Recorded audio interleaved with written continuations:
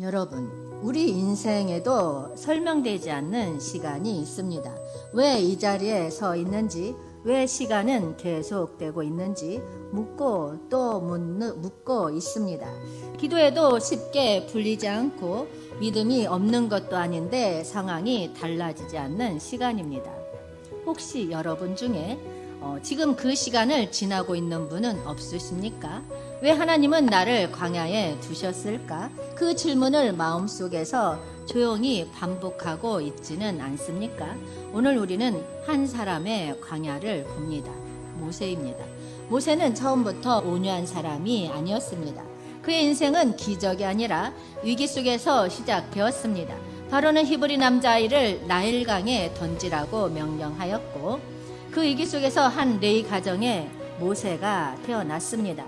어머니 요게벳은 더 이상 숨길 수가 없게 되자 갈대 상자에 아이를 담아서 하나님께 맡기는 믿음을 선택하게 됩니다. 하나님의 섭리 가운데 바로의 딸이 그를 발견해서 궁에서 왕자로 자라게 됩니다. 노예로 태어났지만 왕자로 자란 모세는 자기 힘으로 이스라엘을 구하려고 합니다. 동족을 학대하던 애굽 사람을 쳐 죽이지만 그 시도는 실패로 끝나고 맙니다.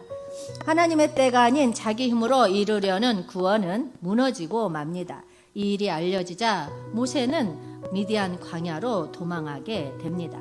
왕궁의 지도자가 광야의 목자가 되었고 그곳에서 모세는 40년이라는 시간을 보내게 됩니다. 그러나 그 시간은 공백이 아니라 하나님께서 한 사람을 빚으시는 시간이었습니다. 여러분, 혹시 지금 하나님이 나를 잊으신 것 같지는 않습니까? 아무 일도 일어나지 않은 것 같고 내 인생이 멈춘 것 같고 왜 나만 광야에 있는지 묻고 있지는 않습니까? 하나님은 모세를 버려두신 것이 아니라 빚고 계셨습니다. 어쩌면 지금도 하나님은 여러분을 빚고 계신지 모릅니다. 사랑하는 여러분, 광야 40년의 시간을 지나던 어느 날 하나님은 모세를 부르십니다. 불타고 있지만 사라지지 않는 떨기나무 앞에서 하나님은 모세의 이름을 부르십니다. 그리고 말씀하십니다. 이리로 가까이 오지 말라. 내가 선 곳은 거룩한 땅이니 내 발에서 신을 벗으라. 아멘. 하나님은 먼저 모세가 서 있던 자리가 거룩한 자리임을 깨닫게 하신 후에 그에게 사명을 맡기십니다. 이제 내가 너를 바로에게 보내어 너에게 내 백성 이스라엘 자손을 애굽에서 인도하여 내게 하리라. 아멘. 사명은 하나님의 임재를 인식하는 자리에서부터 시작됩니다. 여러분, 이 부르심은 가벼운 요청이 아니었습니다. 과거에 실패했던 그 애굽으로 자신이 도망쳐 나왔던 바로 그 자리로 다시 돌아가라고 명령하고 있는 것입니다. 그때 모세는 말합니다. 내가 누구에게 바로에게 가서 이스라엘 자손을 애굽에서 인도하여 내리까? 여러분은 어떻습니까?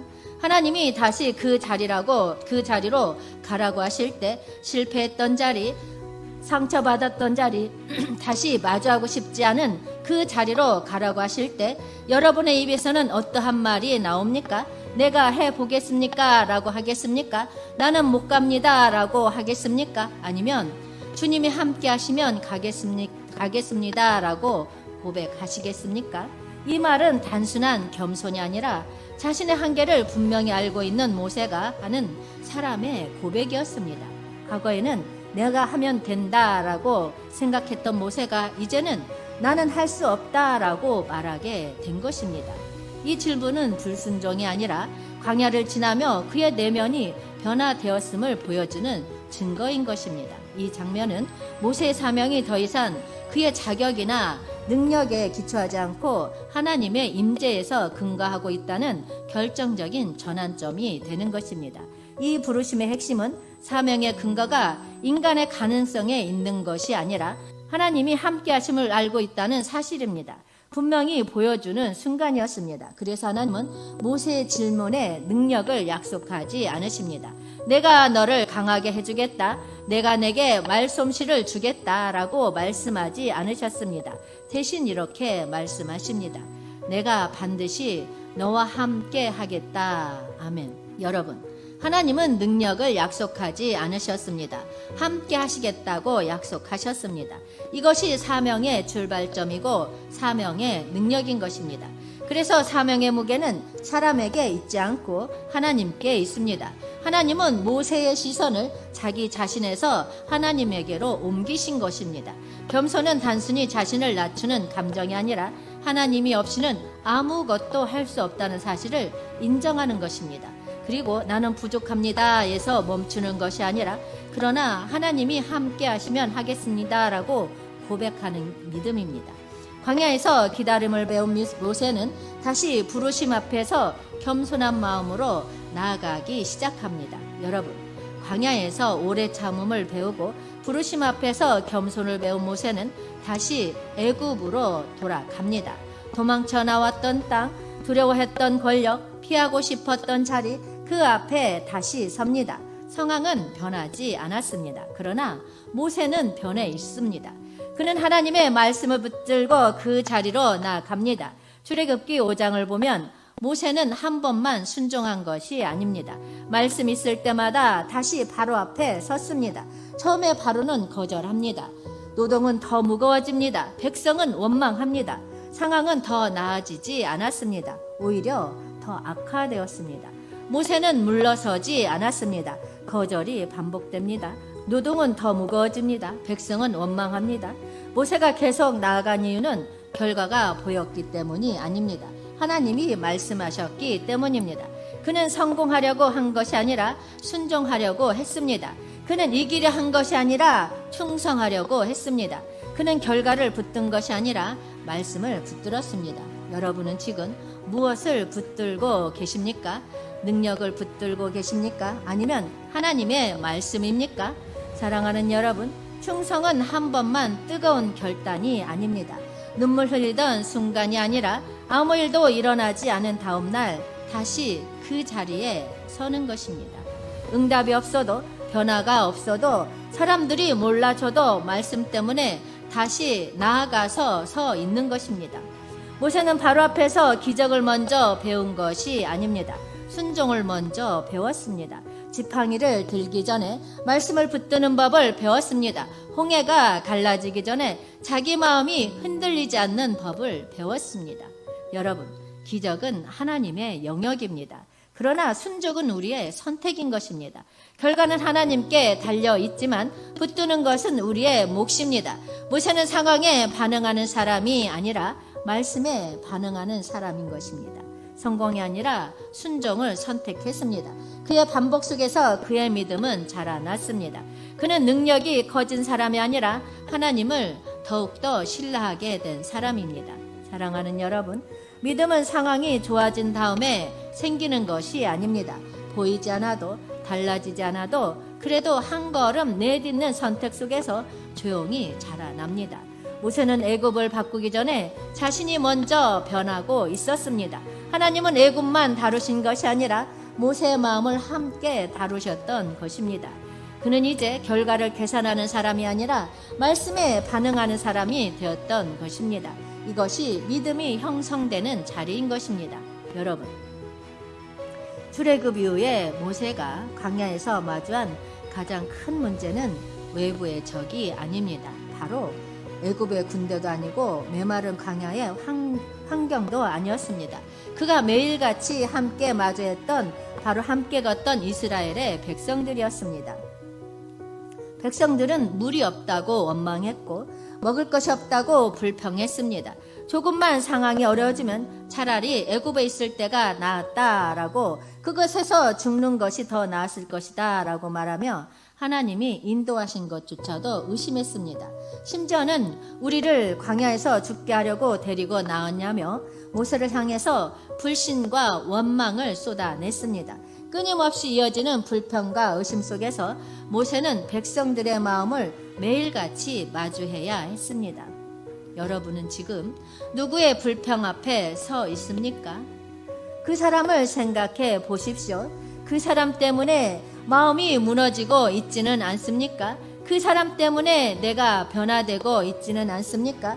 그 사람 앞에서 나는 어떤 사람이 되고 있습니까? 여러분, 이런 상황 속에서 지도자가 가장 먼저 무너지기 쉬운 부분은 감정입니다. 억울함이 쌓이고 분노가 올라오고 지쳐갈수록 사람은 자기 방식대로 반응하고 싶어집니다. 그러나 성경을 보면 모세는 백성들의 불평 앞에서 곧바로 감정적으로 반응하지 않았습니다. 사람 앞에서 대응하기 전에 먼저 하나님 앞에 나아갔고 논쟁으로 맞서기 전에 기도로 반응했습니다. 그 결과 성경은 모세의 성품을 이렇게 평가합니다. 이 사람 모세는 온유함이 지면의 모든 사람보다 더하더라. 아멘. 여러분, 성경이 말하는 온유는 성격이 부드럽다고 말하는 것이 아닙니다.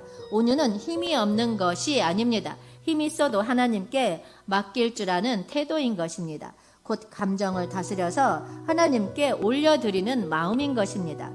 모세는 백성을 벌할 권한도 있었고 분노할 이유도 충분히 있었습니다. 포기할 명분도 가지고 있었습니다. 그러나 그는 감정을 그대로 드러내기보다는 하나님 앞에 내려놓고 백성을 위해서 기도하는 길을 선택했습니다. 온유는 상황이 편안할 때 생기는 것이 아니라 불평과 원망 속에서도 자기 감정을 하나님께 맡길 때 자라나게 됩니다. 그래서 온유는 약함이 아니라 다스려진 힘인 것입니다. 상황이 통제될 때가 아니라 내 감정이 하나님께 다스려질 때 드러납니다. 온유는 사람을 이기는 힘이 아니라 자신을 이기는 힘인 것입니다. 사랑하는 여러분, 모세가 시내산 위에서 하나님과 언약을 받고 있는 동안에 산 아래에서는 충격적인 일이 벌어지고 있었습니다. 이스라엘 백성은 모세가 보이지 않는 시간이 길어지자 기다림을 견디지 못했습니다. 보이지 않는 하나님을 신뢰하기보다 눈에 보이는 형상을 만들어서 불안을 붙잡고 싶었던 것입니다. 그래서 그들은 금으로 송아지를 만들고 말합니다. 이스라엘아, 이는 너희를 애굽 땅에서 인도하여 낸 너희의 신이로다. 여러분, 이것은 단순한 우상 숭배가 아니라 하나님을 자기 손안에 넣고 싶은 통제하려는 마음이 드러났던 것입니다. 그리고 아론은 하나님께 먼저 묻기보다 백성의 불안을 달래려는 타협을 선택합니다.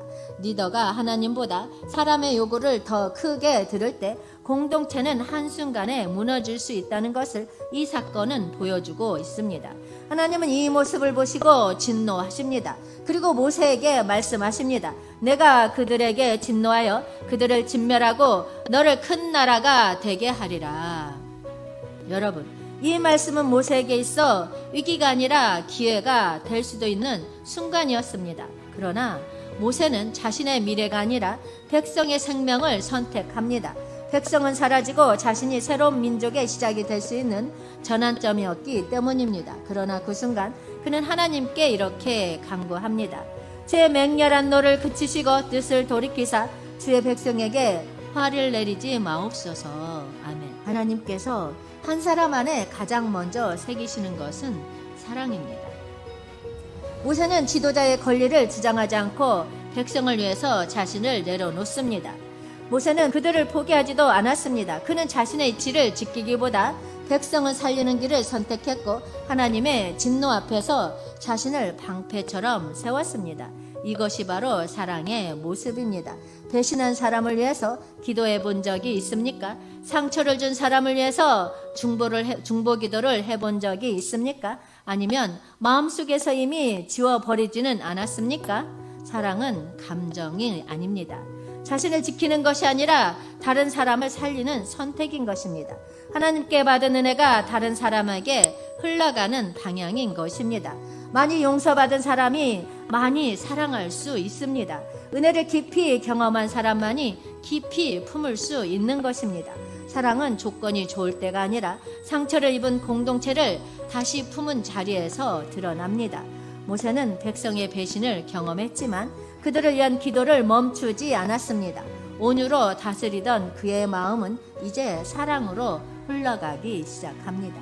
사랑은 이해받을 때가 아니라 상처를 통과하며 자라납니다. 사랑하는 여러분, 모세의 삶은 온유와 사랑으로만 이어진 것이 아니라 완벽한 여정이 아니었습니다. 그 역시 오랜 시간 백성들의 불평을 견디며 점점 지쳐가고 있었습니다. 광야의 또 다른 물 문제 앞에서 백성들은 다시 원망하기 시작합니다. 어찌하여 우리를 애굽에서 나오게 하여 이 나쁜 곳으로 인도하였느냐? 이 장면은 처음이 아니었습니다. 마라에서도 느비딤에서도 이미 같은 일이 반복되고 있었습니다. 같은 불평을 다시 듣고 또 다시 듣고 끝없이 이어지는 원망 속에서 모세의 마음은 점점점 지쳐갔습니다. 아무리 인내해도 상황이 나아지지 않았고 백성의 태도도 변하지 않는 현실 속에서 모세의 내면에는 피로와 답답함이 쌓여가고 있었습니다. 모세는 믿음을 잃은 것도 아니고 사명을 포기한 것도 아니었습니다. 그러나 절제에는 실패했습니다. 신앙은 오래되었지만 감정은 거칠어지고 있지는 않습니까? 성경은 성숙한 사람의 마지막 모습으로 자신을 다스리는 힘을 말하고 있습니다. 절제는 신앙의 장식이 아닙니다. 단순한 자제력이 아닙니다. 하나님 앞에 오래 서 있었던 사람에게서 나오는 성숙인 것입니다. 오래 믿은 사람이 마지막까지 붙들어야 할 영역인 것입니다. 모세의 실패는 오랜 시간 다듬어져 왔던 그의 삶에도 끝까지 지켜야 할 영역이 남아있음을 보여주고 있습니다. 하나님의 능력을 드러내야 할 자리에서 자신의 분노가 먼저 드러난 것입니다. 그것이 지도자에게는 치명적인 순간이었던 것입니다. 성숙은 한 번의 결단이 아니라 마지막 순간까지 자신을 지켜내는 것입니다. 믿음의 마지막은 능력이 아니라 절제입니다. 아무리 오래 순종해도 한순간의 감정이 우리의 인생을 흔들 수 있습니다. 그래서 끝까지 깨어 있어야 합니다. 여러분, 혹시 우리는 나는 오래 믿었다는 생각에 마음이 조금 느슨해져 있지는 않습니까? 신앙의 연륜은 쌓였지만 마음은 점점 거칠어져 있지는 않습니까? 하나님을 사랑한다고 말하면서도 사람에게서는 날이 서 있지는 않습니까? 사랑하는 여러분, 절제는 감정이 없는 상태가 아닙니다. 감정을 눌러 담는 것도 아닙니다. 하나님 앞에서 내 감정을 맡기고 다스릴 줄 아는 힘인 것입니다. 그러니 이렇게 기도해 보십시오. 주님, 이 시간 속에서 저를 어떤 사람으로 빚고 계십니까? 하나님은 지금도 여러분을 빚고 계십니다. 여러분, 모세의 인생의 마지막 장면은 화려한 정복이 아닙니다. 신명기 34장을 보면 모세는 느부산에 올라서 약속의 땅을 바라봅니다. 그러나 그 땅에 들어가지 못합니다. 여러분, 그렇다면 모세는 실패한 지도자입니까? 그의 인생은 미완성으로 끝난 것입니까? 하나님은 그렇게 보지 않으셨습니다. 하나님은 결과가 아니라 방향을 보셨습니다.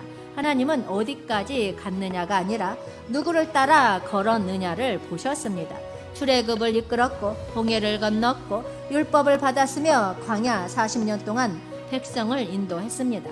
그러나 정작 약속의 땅에는 들어가지 못했습니다. 세상의 기준으로 보면 목표를 눈앞에 두고 멈춰선 지도자처럼 보일 수 있습니다. 그렇다면 하나님은 왜 모세를 가나안 땅에 들어가지 못하게 하셨을까요? 민수기 20장을 보면 무리바 사건에서 모세는 하나님의 말씀대로 반석에게 말하지 않고 분노 가운데 지팡이로 반석을 칩니다. 물은 나왔습니다. 백성의 문제는 해결되었습니다. 그러나 하나님은 말씀하십니다. 너희가 나를 믿지 아니하고 이스라엘 자손의 목전에서 내 거룩함을 나타내지 아니한 고로. 아멘. 모세의 문제는 능력이 부족해서가 아니라 하나님을 드러내야 할 자리에서 자신의 감정을 먼저 드러냈다는 데에 있었습니다. 리더의 행동은 하나님이 어떤 분이신지를 공동체가 이해하는 기준이 되기 때문입니다. 그래서 하나님은 모세를 버리신 것이 아니라 하나님의 거룩함이 얼마나 중요한지를 백성 앞에 분명히 하신 것입니다. 하지만 하나님은 그를 느보산에 올라 약속의 땅을 바라보게 하셨습니다. 이는 징계이면서도 동시에 은혜였습니다. 하나님께서 보시는 지도자의 성공은 어디까지 갔느냐가 아니라 끝까지 누구를 따라서 걸었느냐에 있습니다. 모세는 약속의 땅에 들어가지는 못했지만 하나님의 뜻을 따라서 마지막까지 자신의 사명을 감당했습니다. 그래서 그의 인생은 실패가 아니라 끝까지 순종으로 완주한 충성의 삶이었습니다. 약속의 땅에 들어가지 못했지만 하나님을 떠나지도 않았습니다. 목적지는 멈췄지만 방향은 끝까지 하나님을 향해 있었습니다. 하나님은 그런 방향을 충성이라고 부르십니다. 모세의 마지막 장면은 하나님의 부르심이 단순히 어떤 일을 이루는데 그치지 않고 그 사명을 감당할 사람으로 변화되는 과정을 포함하고 있음을 보여주고 있습니다. 여러분, 하나님은 모세에게 가나안을 맡기시기 전에 먼저 모세라는 사람을 빚고 계셨습니다. 하나님은 모세에게만 그렇게 하신 것이 아닙니다. 하나님은 언제나 사람을 세우시기 전에 먼저 그 사람을 빚으십니다. 성경을 보면 다윗도 같은 과정을 지나야 했습니다. 다윗은 이미 사무엘을 통해서 이스라엘의 왕으로 기름 부음을 받았습니다. 그러나 그는 곧바로 왕이 되지 못했습니다. 오히려 사울에게 쫓겨서 광야를 떠도는 도망자가 되었습니다. 아둘람굴에 숨어 지내게 되었고 그에게 모여든 사람들은 용사들이 아니라 환난당한 자들, 빚진 자들, 마음이 원통한 사람들이었습니다. 여러분, 왕으로 기름 부음을 받은 사람이 백성이 아니라 상처 입은 사람들과 광야의 굴속에서 함께 있어야 했습니다. 그러나 그 시간은 버려진 시간이 아니라 준비되는 시간이었습니다. 왕으로 세워지기 전에 먼저 사람을 품을 수 있는 왕의 마음을 광야에서 빚고 계셨던 것입니다. 하나님은 언제나 사명보다 사람을 먼저 세우십니다. 이것이 성경이 반복해서 보여주는 하나님의 방식입니다. 사랑하는 여러분, 모세의 삶은 기적의 연속이 아니었습니다. 한 사람이 빚어지는 과정이었습니다. 하나님은 사건으로 세상을 움직이셨지만 시간으로 모세를 다루셨습니다. 그렇다면 우리는 어떻습니까? 우리는 기적은 원하지만 빚어지는 시간은 견디지 못하고 있지는 않습니까? 쓰임받기는 원하지만 다듬어지는 것은 피하고 있지는 않습니까? 광야는 버려진 자리가 아닙니다. 하나님이 손을 대고 계신 자리입니다. 지금 여러분의 시간이 느려 보이고 막혀 보이고 답답해 보여도 하나님은 멈추지 않으셨습니다. 혹시 우리는 상황이 바뀌기만을 기다리고 있지는 않습니까? 하나님은 상황보다 사람을 먼저 바꾸십니다. 모세는 가나안 땅에 들어가지 못했습니다. 그러나 하나님을 떠나지는 않았습니다. 목적지는 거기에서 멈추었지만 그의 방향은 끝까지 하나님을 향해 있었습니다. 하나님은 그 방향을 충성이라고 부르십니다. 사랑하는 여러분, 지금 여러분의 삶의 방향은 어디를 향하고 있습니까? 눈에 보이는 결과입니까? 조금 더 편안한 자리입니까? 아니면 하나님입니까? 그러니 이렇게 기도해 보십시오. 주님, 왜 이런 시간을 주셨습니까? 라고 묻지 말고, 주님, 이 시간을 통해서 저를 어떤 사람으로 빚고 계십니까? 라고 말입니다. 하나님은 오늘도 여러분을 다루고 계십니다. 그리고 그 손길은 지금도 변함없이 신실합니다.